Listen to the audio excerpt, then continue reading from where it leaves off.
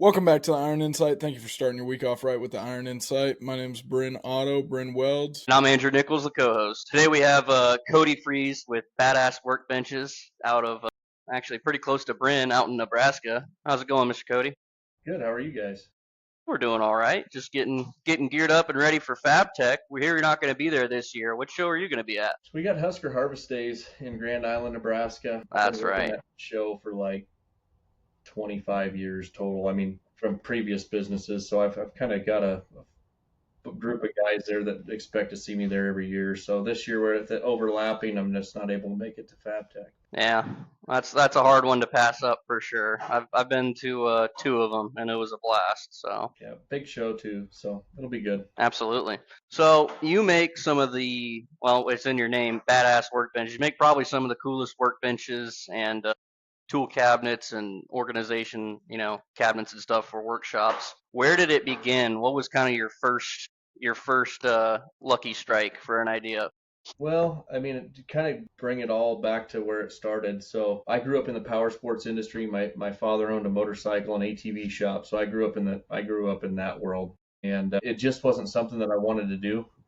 So I went to college, went to UNK, got a degree in industrial distribution, got finished with that, went to Lincoln, entered the workforce, and that was back when things weren't quite as good as they are today, where you couldn't just pick and choose where you wanted to go to work and anybody would hire you. And so I took a job in Lincoln, worked there for a few years selling building materials, and I eventually moved in with another company. I was selling power transmission products, bearings, belts, pulleys, stuff like that, gearboxes, and I was with that company. We also sold material handling products. My dad sold his business, and he decided he was just going to retire. He was going to move up to the ranch. We've got a ranch in Nebraska, and he was going to put up some tree stands to hunt. And there was a guy down the street selling some used pallet racking, I said, hey, if you're going to build these tree stands, don't build them out of wood, build them out of metal, and they'll last forever. There's a guy down the road selling them. So he buys this pallet racking. It was in pretty tough shape. There wasn't a lot of it. Sets it aside, and one of his buddies called him up and said, hey, what are you doing? So he says, yeah, I'm putting up these tree stands at the ranch out of this pallet racking. And the guy says, oh man, I'm just closing down 2 distribution centers in Cape Girardeau, and we got a whole bunch of that pallet racking for sale. So my dad, being my dad, says, well, I might be interested in a couple more sections of that. So he ends up buying 2 truckloads. Just a couple more sections, puts an ad in the newspaper. He sets us up the side that he wants and puts an ad in the newspaper and used pallet racking for sale, and it was gone in 2 weeks. So, he's like, hell, that wasn't a bad deal. I've kind of a good part-time job. So he does it again. Same thing. 2-3 weeks goes by, it's all gone. So he calls me up and he's like, hey man, I know you've been looking to try to get back to Kearney, and I don't know if there's a business here or not, but it'd be worth a shot. Oh, that's what we decided to do. We came up with a name. We called it the Big Rack Shack, and we sold used pallet racking, and that's all we did. So we'd bring this stuff in from, let's say it was Atlanta, Georgia, and they have 40-foot high distribution centers there, and we're bringing this stuff to Nebraska with, 12, 14, 16-foot sidewall buildings, and we were cutting these uprights down, and we'd be left over with these little 3 or 4 foot pieces. And instead of throwing them in the scrap, we were just making little workbenches out of them. So we originally kind of got started with the pallet racking and just used. And as I, grew that business and we started doing new stuff, and we added a whole bunch of different types of shelving and organizational stuff. Alongside that, we kind of started building these little workbenches, and we built workstations and shipping benches and stuff for different companies. And we were just trying to get creative with what we were selling. But one thing that we always kept hearing was, especially from these farmers, we want a bigger, heavier duty table. And we were taking sheet metal and making a cap for those little workbenches, and we were spray painting them, Husker colors or K-State colors if we were doing a show in Kansas, But anyway, they were asking for something more. So we were spending a lot of time refabricating this stuff. And it was, this pallet racking had stickers on it, or they were dented or whatever. They're seconds. So we're trying to make these things look presentable. These guys are putting up all these new farm shops and they got all this nice equipment, and then we're trying to cobble together these workbenches that just weren't quite, what they wanted. So we made the first table that we ever made was a 4x8 welding table with a 1/2-inch plate steel top. And at that time, so we were still using some components from the ag world. We were actually using the step beams off the pallet racking. So we'd find the straightest ones we could. We'd cut the ends off and we use that for the bottom shelf. The rest of the framework was new material that we were sourcing. And then the flooring, we were actually buying. The chief in Grand Island has a grain bin, in Kearney has a grain bin floor manufacturing facility. We were buying like runoff grain bin flooring to use as the shelf below. Obviously, if you look at our workbenches today, and like I specifically our welding tables, you can kind of see that original design is kind of still there. Now we make, instead of buying those beams or repurposing them, we form those with our press brake, but we buy a wire mesh shelf from a U.S.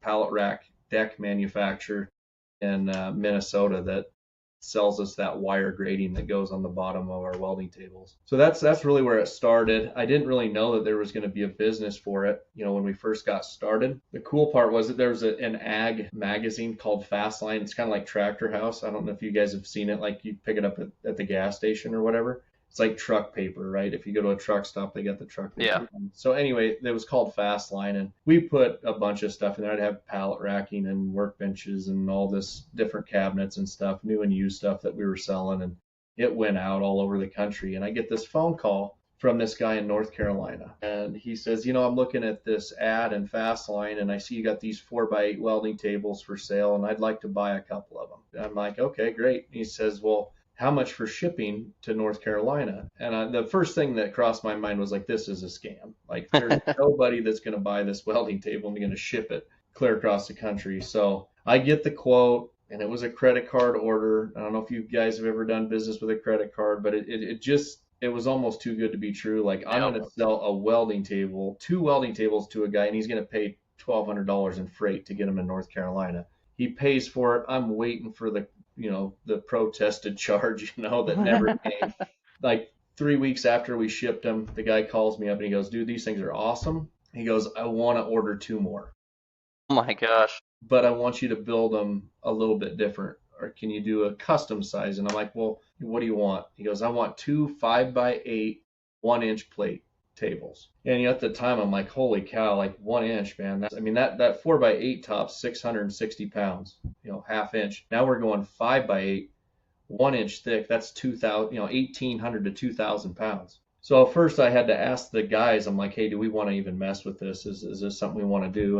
And they're like, hell yeah, let's try it. So we did it, and I got the freight quote. I quoted him. He ordered them, and we get ready to ship them. I call him up, and I'm like, just want to make sure this is right. We need to pay for the shipping. He pays for the shipping, and he goes, and I asked him, I'm like, what are you doing can I ask you what you're doing with these tables? He's like, oh, I own a welding shop. And I'm like, okay, you own a welding shop. Can I ask you, I'm like, I don't want to cost myself a sale here, but can I ask you why you're buying a welding table and you own a welding shop? And he's like, I don't know where you're getting your materials or what you're paying your labor, your help to build these tables. He goes, but I can't have my guys build these tables for what you're selling to me for. Because what happens is, as soon as I have 2 guys in the shop, they each get a table. But if I went to them and I said, hey, I want you guys to build us some new tables, first of all, they're going to argue about it for a day, right? And then then they got to order the materials and they got to build it. And when they get done, they're going to have 2 to 3 days worth of labor in this thing. And when I order it from you, it shows up, it comes off the truck, and it's done. And it's immediately producing revenue the minute that it hits the shop floor. He goes, I can't do that if we pull my guys off billing $150 an hour to build this product. He says, it's just not worth it.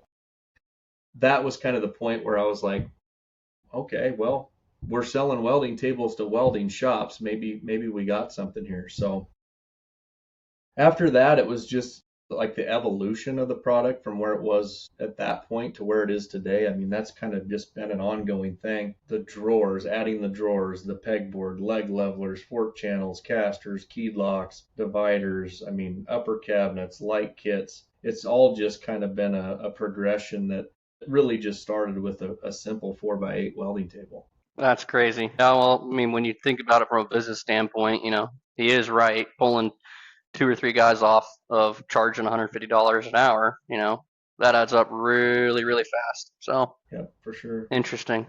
It's cool. I mean, so we went from like that was the first sale outside of doing a farm show in Kansas or something that we sold a table to. But now we've sold to all 50 states, Alaska and Hawaii included. We've sold tables to Chile, Australia, Germany, Holy shit. England, the UK, I mean, Mexico, Canada. It's pretty crazy. So it's been fun. That's nuts. England's great. That's got to get on a boat to go over there. Good grief. Well, even Hawaii. Yeah, that's true. Well, yeah, Hawaii too, I suppose. Yep, everything's imported in Hawaii. Yeah, I mean, Yeah, which one's your favorite as far as shipping out of the country? man, the first one that we actually legitimately sold like overseas, not just like outside of North America, was at SEMA, and met a guy who bought a car at SEMA and he had a 20-foot shipping container. So we just were at the right place at the right time on that. Oh, one. that's perfect. Yeah. So the guy's like, I love this stuff. I've got, 6 foot of room in my shipping container. I've got my truck in there. I'm going to ship a 20-foot container. We can fit this in here, and he bought 2 tables at the show. We stacked them on top of each other and we shipped them. So that one was kind of cheating. We kind of just fell into that one, the right place at the right time. But hey, I'll take it. So we Absolutely. put a pin in the Australia country. So anyway, but I don't know. That was the first one. The coolest one probably, we did ship a 20-foot container full of workbenches to the Air Force Base in Spangelham, Germany. That was pretty cool. So That is very cool. I thought that was neat. Just those guys, serving our country and being able to send something from over here to over there with as much passion and pride that we build our workbenches with, to be able to have those guys work on that stuff overseas, I thought was pretty cool. Absolutely.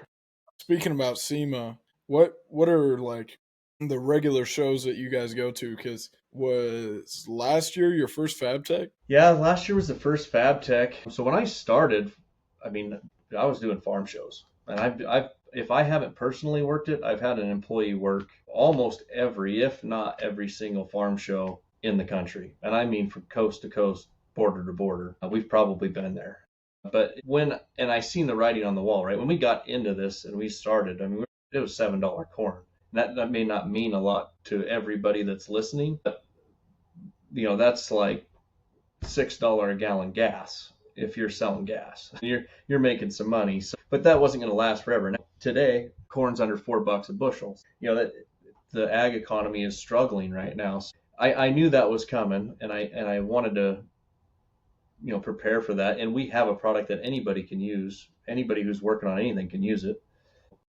That's when we started doing different trade shows. So to answer your question, we've done SEMA. We're going to Fab Tech this year. This will be the second year at Fab Tech. We've done IMTS. That's every other year. Con Expo, which is like construction, machinery, stuff like that. World of Concrete. We've done the National Hardware Show, SEMA, PRI, Barrett-Jackson, Safari Club International, which is a hunting industry expo, Dallas Safari Club.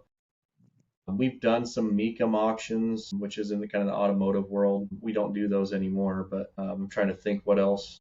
We're doing the Utility Expo in Louisville. We've done the truck show in Louisville as well. We are going to be doing Work Truck Week in Indianapolis. So, I mean, we are just trying to hit every single possible demographic that we can, because we have a product that everybody can use. So that's what's nice, is not all my eggs are in one basket, and they're not just strictly tied to the market and one specific industry. It's spread across other industries. So we've kind of got it's kind of like trying to look into a crystal ball and try to, I'm almost like, feel like a stock trader sometimes. Like, all right, I'm buying speculation here. I think that, like, for oil and gas, right? When Trump got elected, I'm thinking, oh, drill, baby, drill. I want to be going to oil and gas shows because I think there's going to be an increase there. So, it's trying to navigate that, where right now farming is in the toilet. So, we're not doing as many ag shows. A lot of times you don't have that information when you sign up for the show. You're paying for these things a year in advance. So it's kind of a guessing game as to what industry show we're going to try to do. And we don't have unlimited funds. Trade shows are expensive. SEMA's 50 grand. FabTech, just my booth for a 20 by 20 booth at FabTech's $20,000. I haven't sent anybody there. I haven't paid for any hotel rooms. Haven't paid for any meals, any fuel, and the material handling cost to get unloaded will be 10 grand or more just to have them unload our truck and put the stuff in the booth. So those shows are big investments, and it's important for us to get the product out there because you guys have seen the product, right, firsthand.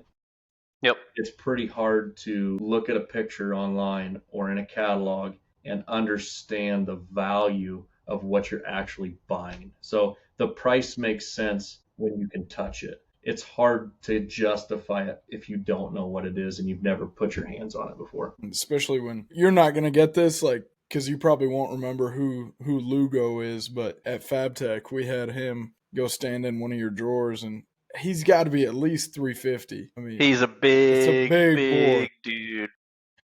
Yeah, that's the cool part is you can put whatever. I've never had one fail. I should knock on wood. But that is probably, that's the best marketing selling I've ever seen was you and Human, the other guy, were just standing in the top drawer, at the very top drawer, just standing in it. That was great. Yeah, I got a guy working for me now. His name's Kyle, and he's 300 pounds. He's a big dude. But to get him in that top 3-inch drawer at a trade show, everybody's like, I jump up in there. I'm not that impressive. I'm only 190 pounds. But when you get somebody 300 pounds in that drawer, then people take note. Yeah. Pretty impressive. Now, rewind, I don't know what year it was, but it was back when the last time FabTech was in Atlanta. Bryn and I were walking around and we found the toolbox that did the swinging drawers like you guys. Yep. And we had an aha moment. I was like, Bryn, you remember when we were in Atlanta and you saw those drawers? We thought they were just the cat's ass. They're on that badass workbench over there. I just think that's one of the better ideas is those swivel drawers. Yeah, so and those guys actually they invented that technology, right? So the backstory to that, and you guys, this is breaking content here, but I mean I've told this story to a lot of people, but I've never really told it on a platform like this. So we were building our workbenches with slide drawers. That's what we started with. I've seen Swivel's product at a farm show in Lincoln, Nebraska, and I mean I fell in love with it. And I'm like, these things are badass, right? So I was we were selling their product and we were selling our product. We became a distributor for them, and the sales rep at the time quit that was working for Swivel, and they were helping us at trade shows. They would send a guy out to help work the show. The owner of the company comes out, and his name's Norm Penner. And Norm comes, and he's at the show, and we're selling Swivel products, it's the same drawer, but it's a slimmed down. It's more of this is what you get, and that's it. No customization, no color changes, no different drawer layouts. It's just, this is the model, you buy it or you don't. We were selling these other benches with drawers 12 foot long, 3/8 plate steel tops, pegboard, like all these accessories. And he's like, man, he goes, what do we got to do in order to get our drawers in your workbenches? So, that's kind of where that relationship started. And that's when we kind of just, for lack of a better word, pivoted to that swivel drawer design. And, it makes sense. There's no bearings. There's no slides to wear out. We have an exclusive licensing agreement with Swivel. Actually, within today's September, a couple weeks ago, we just took over the sales and marketing for Swivel themselves. So they've been a great partner for us. And, we're hoping to take their company and grow it as well. But the main thing is the more products we can get out there with that swivel drawer concept, the less we're going to have to do. So when you go to buy a toolbox right now, you think of, well, am I going to buy a Snap-on? Am I going to buy a Cornwell? Am I going to buy a Matco? What am I going to buy? But what I would like to see happen is, do I want to buy a slide drawer or do I want to buy the swivel drawer? So do I want to buy a Badass Workbench or a Swivel Workbench, or do I want to buy just a traditional toolbox? So when you compare it from like a functionality standpoint, like do I want a slide drawer or a swivel drawer? Oh, that'd be pretty cool. Like we helped build that. We brought that to the market, and then of course everybody's going to want a badass workbench, right? So that's the goal. Absolutely. I remember at the Orlando show, you told me if Snap-on ever came to you and you ever started to, if you ever put a Snap-on logo on a Badass Workbench, you would add another zero. You would be able to add another zero to the price. That's right, and I believe that too. Oh yeah, Uh, absolutely. a lot of that stuff is, and they have that brand recognition, right? So I truly believe that. Snap-on customers actually are probably our best customers because they know what the value is. They've spent $20,000 on a toolbox, and they're like, man, I still need a workbench, and I could have saved my money and bought two of those for the price that I paid for my Snap-on and had the same thing but a workbench to go with it. They see the value, they understand what it takes, and we are we're higher priced product than what you're going to find anywhere else, but there's a reason for it. We bring the value that you're going to get, and you can't get that value from anybody else. Absolutely. Now the name Badass Workbench doesn't do justice because you've got the boxes, tables, like the workbenches, pallet racking. What would you say? I guess what's the most recent product that you've came out with, kind of, because you started with the pallet racking, but now it's called Badass Workbench. Yep. So it's funny that you asked that, and we're going to have it at FabTech. So, for the longest time, like I couldn't decide what I wanted to do. So when we rebranded, I mean, we couldn't call it, Big Rack Shack. I mean, it was a workbench. So, I wanted to call it Badass Workbench. My wife told me I couldn't do that. It was unprofessional. My dad told me it wasn't a good idea. My employees pushed back on it. But when you hear the first 400 people come into your booth and all they say is, dude, that is badass. I mean, the customers named it. But going back to the product that we've come out with last, so I couldn't decide if I wanted to do like the Big Rack Shack and then split it and have Badass Workbench, but they're so similar and they complement each other in so many different ways. My next product that I'm coming out with actually kind of marries the two together. We've designed a modular storage box that you can slide underneath and incorporate into pallet racking. So we kind of go back a few, I have this in my garage and I've never brought it to the marketplace. I had it for myself, but I didn't even think about it. But it marries the two together. So we have a pallet rack solution, and you can integrate the Badass Workbench modular drawer units. We've got pegboard stainless steel tops. It's more kind of designed towards that garage space where depth is kind of a concern. Maybe it's for somebody who doesn't need that half-inch plate steel top, right? But they also need storage for their wife's Christmas decorations or their hunting supplies or their car parts or whatever they're trying to organize. So those two things will kind of, the two businesses complement each other, and that's kind of an incorporation of both product lines into one again. So we're excited to get that product out. There's going to be a prototype just to see what the feedback is, but that product we'll have at Husker Harvest Days next week and at FabTech next week. So looking forward to that. That's awesome. Now you said you got out of the automotive style shows. Have you ever done any like transmission teardown tables or diesel mechanic tables? Yeah, we do. Actually, we didn't get out of the automotive shows. We're still in a lot of those. We just don't do the Mecum one specifically. But we still do Barrett Jackson. We do 3 events there, 2 in Scottsdale and 1 in West Palm Beach. We do SEMA. We've done PRI on and off. And so we're still in that space, but we did Iola, which is a huge car show in Wisconsin this year.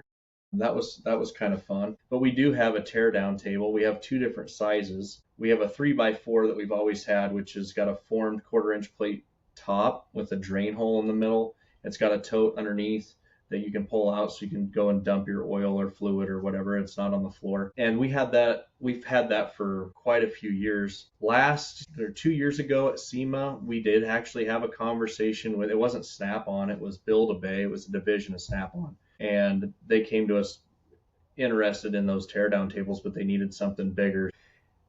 We just come out with a 3x6. We'll have it's a 3x6 tear down table, so it's a little larger, and that one will be specific for engines, transmissions, bigger stuff. And I'm pretty excited about that one too. We'll have that at SEMA this year, and Blueprint Engines, which is right here in Kearney. We kind of partnered up with them, do a little cross promotion on.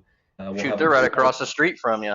Yeah, and their distribution, all their warehouse, I install all those racks. So that but now we're kind of bringing Badass and Blueprint, kind of use a little of that co-branding we're both here in Kearney, Nebraska, trying to support each other, and it'll be cool. I'll have a Blueprint engine on my teardown table at SEMA, and they'll have a Badass Workbench in their booth as well. So we'll try to help each other out, see where that'll go. That's pretty sweet. We've talked about the growth of the company, the product line, but you're in a new building right now, or is this like a remodel? Well, it's new to me. So we started out in, man, I don't even know how big a building it was, but it wasn't very big. Maybe 4,000 square feet total, maybe. Moved into probably 10,000 square foot building. We put a new building up out back at the time, which we leased part of it out, and we had a welding shop that when we started building the workbenches, we built it for pallet rack storage originally, but then we had a welding shop in there, and we put in a powder coat booth, and we outgrew that facility fairly quick. So we went from that to the 35,000 square foot facility, and about a year ago it was costing me a day in labor every week, because every morning we'd move everything outside because we were out of room, and then every night we'd move it back in. Well, it takes an hour to put it away, and it takes an hour to put it back, take it in and out. Then if it rains, then we got to run out, and then if it snows, then we got to push the snow. Hell, we weren't getting anything done, and that was just compiling our lead time out to 16, 18 weeks, which I feel is just unacceptable. So we outgrew the space, and there was a piece of real estate. It was just cold storage, but there was 2 buildings on it. The front building's 60,000 square feet. The back building is 120,000 square feet, and I was able to get it bought. So we remodeled it. Again, it was cold storage. So when I mean cold storage, it wasn't heated, it wasn't cooled, there was no bathrooms. It was a shell and lights, and that was it. So we put a bunch of money into it, and we occupy 67,500 square feet of that space. The front building is where my office and showroom is, and the 60,000, half of that back building is all manufacturing and warehouse space. So it's been it's been going on. I bought that property in October of 2023, and all the hoops and crap that I had to go through with permits and engineers and cities and all that nonsense. So if you're ever had to go through that, I feel sorry for you, because it's a pain in the ass. But we made it through all that. We got 480 power. We got our equipment moved. We got moved in, and like I said before we got started, my office still isn't finished. So I'm officing out of basically a closet upstairs. Everybody else's offices are done, but mine isn't quite finished yet. So hopefully in the next month or so, I'll be able to finally get moved into my office. What it's done for us is given us the space that we need in order to grow. I actually just pulled the trigger on a powder coat line. So we have our batch system, and then I'm going to have a line. It'll be an automated conveyor line, still a manual spray, but automated wash, 5-stage wash system. To give you an idea what that's going to do for me for capacity, on a good day, if I was going to paint drawers, let's say you ordered some workbenches, I need to paint the drawers. I can paint about 50 drawers per day in my batch system. That's not very many when a 4-bay gets, 20. So, you're talking 2 benches a day, depending on the bench, that you can get done. So the lead times just kept creeping out, and our bottleneck was powder coats. We're going from 50 drawers per day. The line will have a capacity to do 600. So we're going to have, I don't know what we're going to do. I guess it's time for me to get to work and sell some stuff because we're going to have the capacity to do it.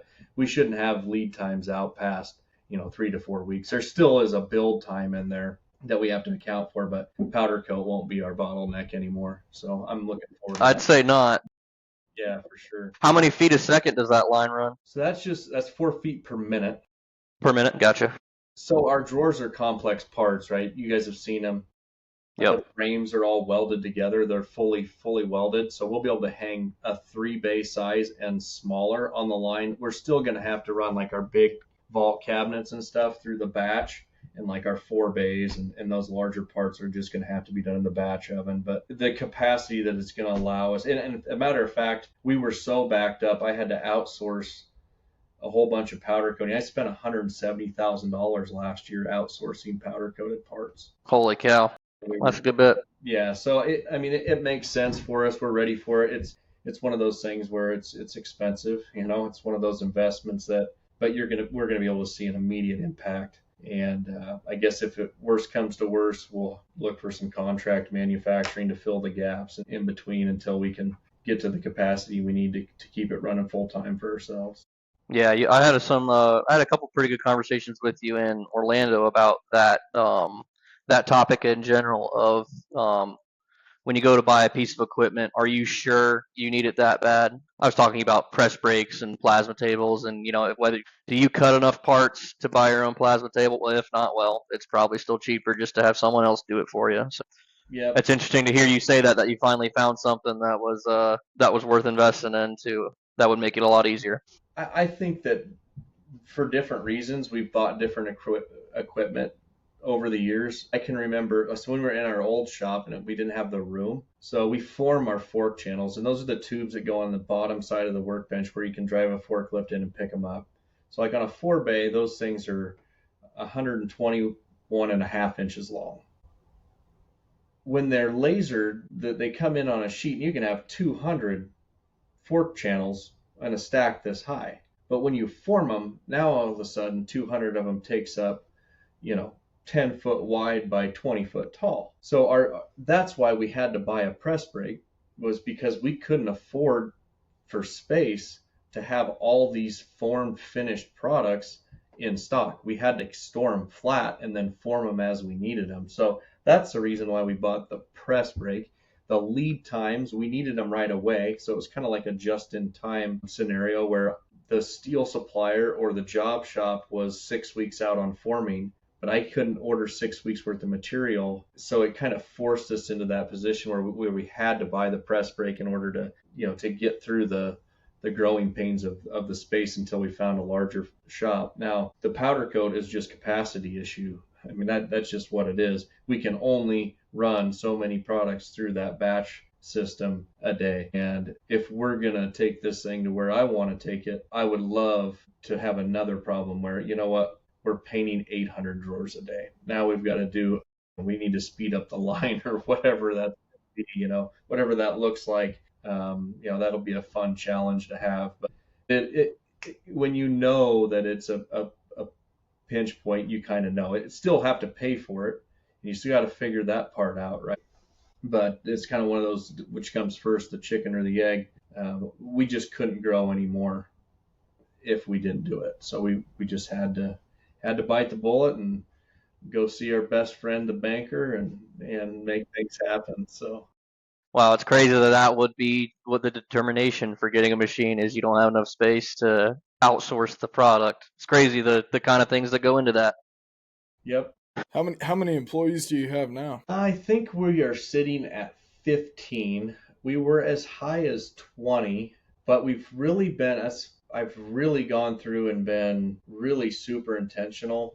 We've had the same struggles as every other company that's out there. I don't care if you're selling hamburgers or, wrenching on vehicles or whoever. Everybody's got an employment problem, right? So we were no different. And, you get, as a business owner, you're talking to other business owners, and everybody's got the same problem. Oh, you just can't find good help. And, oh, the kids these days, they don't want to work. And I mean, the excuses are endless, and some of them are valid. But what I found is it wasn't necessarily that the people the people are out there. What had to change for me was the way that I was looking for them. And my word of the year, I mean, you can ask any of my employees, if you called them on the phone, say, what's the word of the year? If you ask Cody, and they'll say intentional. So I've really been intentional how I hire, the questions that I ask, the responses that I'm getting. I'm looking for a specific person to fit the role that I'm hiring for. And if you're intentional, you can drill down on that and you hire better. I used to be like, I need a welder, right? We need a welder. So a guy would come in, I'd have him do a weld test. Can you read a tape measure? Okay, that's a plus. He can read a tape measure. Let's see what he looks like to weld. So he can weld, and he might be able to lay a beautiful bead, but he's never fabricated anything in his life. So he builds a table that's shaped like a rhombus, and it's like, well, that's not going to work. So, I mean, there's all these things that go into it, but I'd hire a warehouse guy and I'd be like, hey, this is what we do. Is this something you would like to try? And they'd be like, yeah. And I'd be like, great. When can you start? Like, that wasn't a very intentional way to go about hiring somebody, and it didn't work. And I think a lot of people find the same thing, where we all are in a painful situation and we think that we just got to hire somebody. We got to have a body. And then we make that mistake, and we make it again, and we make it again and again. And finally you get to a point where it's like, all right, this isn't working and it's not sustainable. We're not getting anywhere. The employees, we have some employees that are good. We have some employees that are bad. The bad ones run off the good ones. So we just kind of stopped what we were doing and reset everything. Like I said, been a lot more intentional. We have a pretty stringent interview process where we have them take assessments before they even get into the interview process. We make them take an assessment. And if they don't take the assessment, then that tells me they can't follow up. Or they can't complete a task. So if they're not willing to put that effort in and complete it, then I already have my answer. I don't need to go any further. After that, then we have a screening interview, and then it goes to a deep dive interview, which is like a 90-minute interview. We even have a shadow day where we make them come in so we can see them firsthand. It's a paid shadow day. And then if they work through all of those steps, then we hire them. So far, it's worked really good. We've been doing that for about a little over a year, and I feel like it's allowed us to get the right team members. We've really been focused on like core values and what I believe in specifically, and making sure that those interview questions are kind of geared towards pulling those core values out, whether they're going to align or they're not. Obviously one of my core values is integrity, right? So honesty. I can ask questions around that to see how they would handle a certain situation. Are they going to be honest with the customer? Or are they going to lie to the customer? If they lie to the customer, the interview's over. Like, I know, like if they're going to make something up, if they're not going to take ownership of it, that's the answer that I needed. And I'm asking those specific questions to make sure that they align with not only what I believe in, but what we're trying to do and what the bigger picture, vision is for the company. So it's helped us. So again, we were at 20 employees. Now we're at about 15. But the difference is, instead of 20 people made up of a team of 50% B players, 10% A players, and 40% C players, we've found the right people, and we've been able to do more with less, but we're paying those people more because they're more valuable to us, and we're getting a hell of a lot more done, and we're all rowing in the same direction, and everything's been going really good. Have you heard about the coolest thing made in Nebraska competition? Yeah, I've heard about that. Yeah, so it's funny.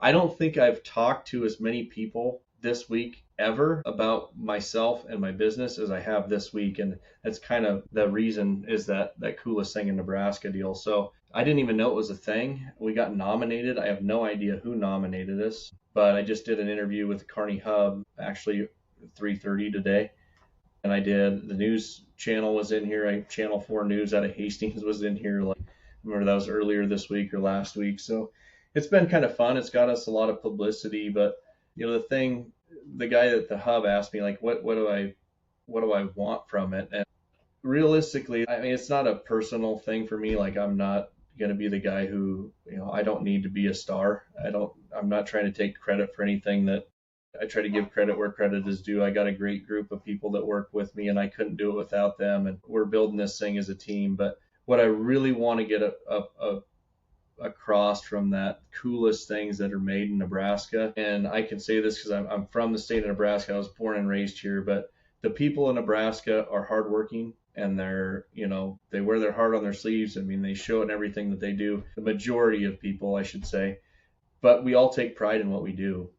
That's what we're trying to do here. So for us to get that recognition, I think that the people who aren't just voting for us in that competition because we have a cool name, but if they see the product, if they knew what the product was, that they would understand that's something that they can be proud of, right? They can say, this product is made in our state by our people, and it's built better than anything else that's out there on the market today, and they can take pride in that. And that's really what we're trying to do is, if I can gain anything from that, it's not only to gain recognition for our brand, but to also have other people understand what we're trying to do and what we're trying to build here, and they should be proud of it as well. So you've got big competition: Dorothy Lynch, Valentino's Pizza. If we get beat by a salad dressing, I'm burning the place down. Okay. Hornady's in there. Yeah, I mean, we do have tough, Case is in there. There's some good competition. It's funny, we were at a conference in Omaha, and I wasn't there. I had a couple guys there, and they had their badass polos on. They walked in, and some guy's like, "Hey man," he's like, "I just voted for you guys on the coolest things in Nebraska." He's like, we just ran into him. He'd never heard of us before, but he said that, Badass Workbench. So he gets on the website, and he's like, those things are cool. So we got to vote that way. But I think the name helps bring some. If you don't know what we are or what we do, if you see the name Badass Workbench, you're kind of intrigued to go check it out. Yeah, you're gonna look it up. Yeah, absolutely. You're gonna look it up. So did you guys vote? That's the question I got asked. Did you vote for Badass Workbench? I did, yeah. I actually didn't know the competition was going on. When you brought up Chief earlier, when I used to weld at Chief, we had a product in there called the Pivot Walker. So that's how I knew about it. I legitimately didn't know that you guys were in the competition this year. Oh, really? I was going to say you should look into it. And voting's open, so if you go and cast your vote for Badass Workbench. I don't even know how you get there. I think it's on our social media pages. There's a link you can go and vote. So make sure you vote for us. Well, we appreciate you coming on. Here's one question we ask everybody before we end each episode. What is your favorite genre of music to listen to while you work or weld? Dude, I'm a country guy. I actually love all music, but if I had a go-to where I only got to pick one, I'm country all the way. That's a good one. Yeah. We appreciate everybody listening. You can check out Badass Workbench in the link in the description of the show notes. Please leave us a 5-star review wherever you listen on, or a thumbs up. And Andrew? And you can check out Sun Leatherworks for all your custom leather goods, belts, and all sorts of other stuff. Mr. Cody, we really appreciate you taking the time this evening to come on and talk to us. You got a pretty cool story, and we look forward to seeing your booth at FabTech when we head there later this week. You bet, guys. I appreciate it. Absolutely.